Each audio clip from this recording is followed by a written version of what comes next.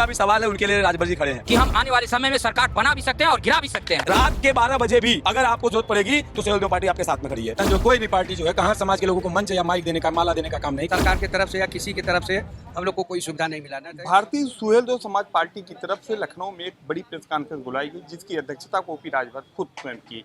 इसके बाद उन्होंने कहार समाज के लोगों को अपनी पार्टी की सदस्यता दिलाई और उनको बराबरी का हक दिलाने की भी बात कर रहे हैं। इस पूरे मुद्दे पर कहार समाज के कई लोग यहाँ पर मौजूद हैं, हम इनसे बात करेंगे और जानेंगे क्या है पूरा मामला।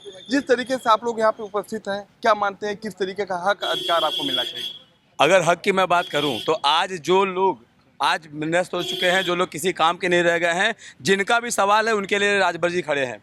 आज हर इंसान का समय से पहले किसी के ऊपर अत्याचार हो रहा है, प्रॉब्लम हो रहा है, उसके लिए राजभर जी खड़े हैं। तो क्यों ना इनके पास कोई नहीं आएगा। आज इनके पास आने का कारण देखिए, गरीब को सुरक्षा मिल रहा है, उनको आज़ादी मिल रही है, उनके प्रॉब्लम को सुरक्षा मिल रहा है, तो उसके लिए यहाँ पे आज आया गया है। आज हमारे 250 से ज़्यादा भाई यहाँ पे पहुँचे हैं, तो उसके लिए सिर्फ एक ही आवाज़ है कहार समाज की कि हर कहार इंसान चाहता है अपनी आज़ादी।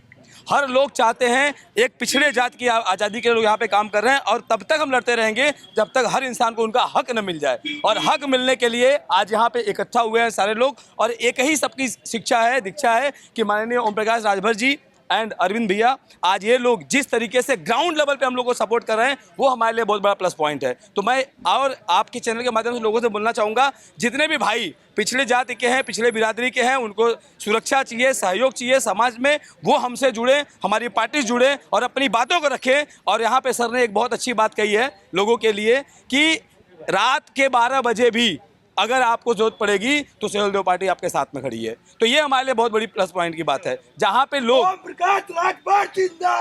जिंदाबाद जिंदाबाद, जहाँ पे लोग एक आदमी जब नेताजी को किसी को फ़ोन करता है तो लोग खड़े नहीं होते हैं, लोग सुन लेते हैं, हाँ ठीक है कल आइए करते हैं। लेकिन यहाँ पे हमारे जो अरविंद भैया हैं, रात के 12 बजे भी कोई प्रॉब्लम होता है तो तुरंत ऑन द स्पॉट, चाहे सोए रहें जागे रहें, रात को 12 बजे। क्या मानते हैं जिस तरीके से टिकट बंटवारे की भी चर्चा होगी, क्या होगा आपके कहार समाज को भी अब भागीदारी के साथ साथ विधानसभा में चुनाव में टिकट भी मिलेगा, या उसको लेकर आप क्या कहेंगे? हाँ बिल्कुल मिलेगा, टिकट मिलना चाहिए, मिलना भी चाहिए। और हक की लड़ाई हम लोगों की, टिकट मिले। और हम लोग जो यहाँ पे आज एकजुट हुए हैं, बस इसी कारण हुए हैं कि हम लोगों को बहुत बड़ा सपोर्ट मिलता है यहाँ से, सुहेलदेव भारतीय समाज पार्टी से।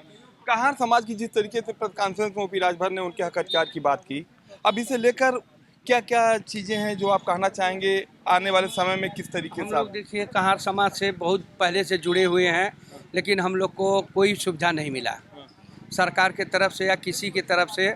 हम लोग को कोई सुविधा नहीं मिला। न तो कहार जात को बोलते हैं प्यून का नौकरी मिलना चाहिए, चपरासी का मिलना चाहिए, वो भी नहीं मिला।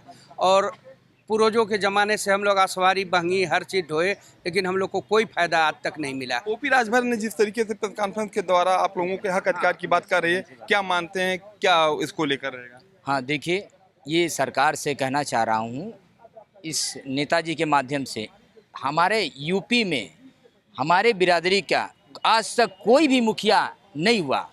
पहली बार इतिहास में हम लोग आज लखनऊ में कई ज़िलों से, जौनपुर, बनारस, आजमगढ़, गोरखपुर, लगभग चंदौली, कई ज़िलों से हम लोग पहली बार आए हैं।